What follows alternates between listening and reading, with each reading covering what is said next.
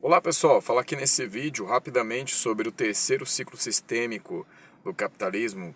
Tem dois vídeos recentes nossos aí que a gente fala sobre o primeiro e o segundo ciclos sistêmicos, né?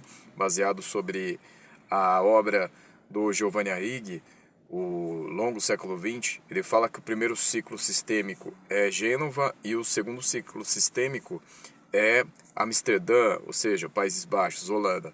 O terceiro ciclo sistêmico é Londres, é a Inglaterra, pessoal. E tem a questão aí de que no fim do século XVIII, a Inglaterra acaba suplantando a Holanda nessa questão dos ciclos sistêmicos. Então, de ter um esquema ali, pessoal, em que a questão do capital financeiro fica muito forte, porque Londres passa a atrair os capitais que eram de Amsterdã e começa a direcionar esses capitais aí para os investimentos que as pessoas estavam procurando. Então, Londres passou a ser um grande intermediário financeiro do mundo naquele momento.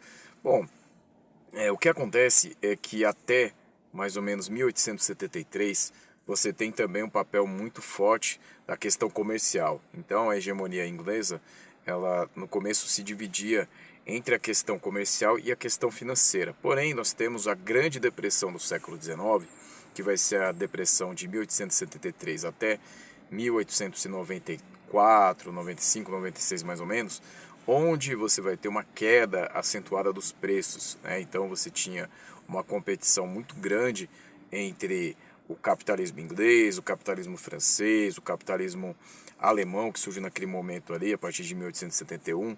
Então isso fez com que os preços caíssem, né? Porém, a partir de 1896, quando há uma recuperação da crise, o que vai acontecer é que os capitais ingleses vão migrar para a parte financeira, né? Ou seja, o mesmo esquema que aconteceu aí com Gênova e com Amsterdã, Holanda. Por quê? Tem também ali nesses outros períodos uma fase comercial e depois uma fase financeira. Então, isso significa que, pelo raciocínio do Giovanni Arrighi, você está aí caminhando para o fim do ciclo sistêmico. Então, no raciocínio dele, você sempre tem a caminhada para o fim do ciclo sistêmico quando o capital se direciona mormente para a parte financeira, né? Então, isso aconteceu com a Inglaterra também. Bom, pessoal, uma coisa interessante, um adendo que eu queria fazer é que ele acaba nesse momento também dizendo que para a classe trabalhadora é péssimo quando o sistema vai se concentrar na parte financeira. Por quê? Porque isso, como aconteceu com Gênova e Amsterdã, gera a seguinte situação. Quando você tira o grosso das movimentações da parte comercial, e ali na Inglaterra, no caso, também tem a parte industrial, você vai acabar fazendo com que os trabalhadores sejam remunerados de uma forma pior, ou seja, os salários eles não vão aumentar. E isso então significa que quando você tem a movimentação para o capital financeiro ele não está preocupado com os ganhos da classe trabalhadora. Então é diferente do capital industrial, que vai ter uma questão mais próxima ali da classe trabalhadora, né? Então as fábricas elas vão ter essa realidade de que então quando o foco está ali no capital industrial, os trabalhadores eles acabam tendo mais força, ou seja, quando você tem mais gente empregada, esses trabalhadores têm mais força para exercer pressão para conseguir salários melhores. Então o que acontece com o capital financeiro? Normalmente você vai ter um desemprego maior e você vai ter mais dificuldades para que a classe trabalhadora consiga resultados melhores na questão salarial. Isso dá para a gente usar para entender mais ou menos o que acontece no nosso tempo desde os anos 80. Porque a gente tem que lembrar, pessoal, que a classe trabalhadora do mundo ocidental, ela teve maiores ganhos lá no período do pós-guerra até o início da década de 70.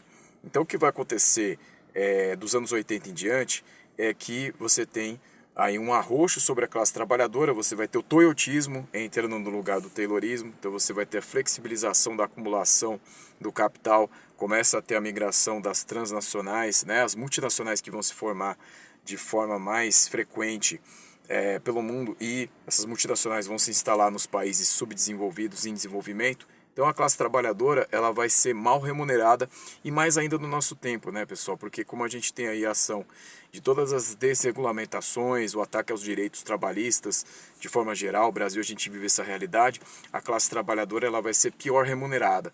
Ou seja, fica muito a questão dos trabalhadores terem que se virarem por conta própria, todo aquele discurso do empreendedorismo, tudo isso, pessoal, entra nesse contexto que a gente está vivendo. Então a gente pode usar esse raciocínio, né, do longo século XX, então está aqui a capa do livro, tá? Para vocês darem uma olhada, do Giovanni Aridi, quando ele fala da Inglaterra. Aqui mais para frente ele ainda vai falar do ciclo americano, que é o quarto ciclo, mas já dá para a gente pegar esse raciocínio para enxergar essa associação, né, entre aquilo que o capital financeiro gera de arroxo sobre a classe trabalhadora, né? Então, ou seja, desde os anos 80, pessoal, com o neoliberalismo, quem se dá bem são aí os detentores do capital financeiro, né? Então, e eles não têm preocupação com a remuneração da classe trabalhadora, né? E aí lá nos anos 60, 70, na Europa, nós tínhamos greves acontecendo, né?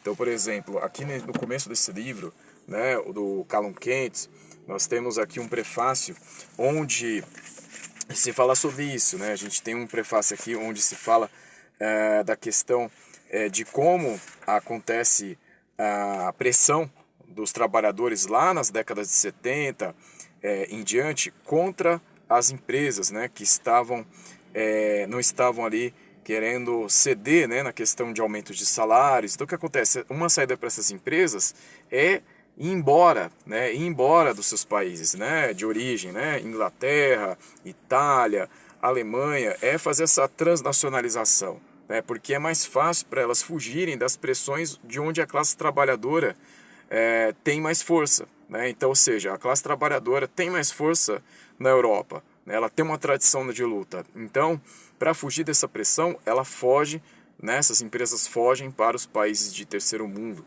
né? E aí, dessa forma, elas conseguem ter mais força. Por quê? Porque elas vão pagar salários menores, né? Então a acumulação vai ser maior, né? A extração da mais-valia vai ser mais poderosa, né? Então, pessoal, vale muito a pena, né, fazer a leitura desses livros, pessoal. Então, esse daqui, no prefácio tem esse raciocínio, esse aqui é o Delivery Fight, do Callum Kent, tá? É um livro que fala sobre essa questão no começo, né, dessa acumulação. E o outro livro aqui que eu tenho feito vídeos aí sobre ele é ao longo do século XX, tá, pessoal? Então, a gente fica por aqui. Era isso que eu queria falar. Obrigado e até mais, pessoal.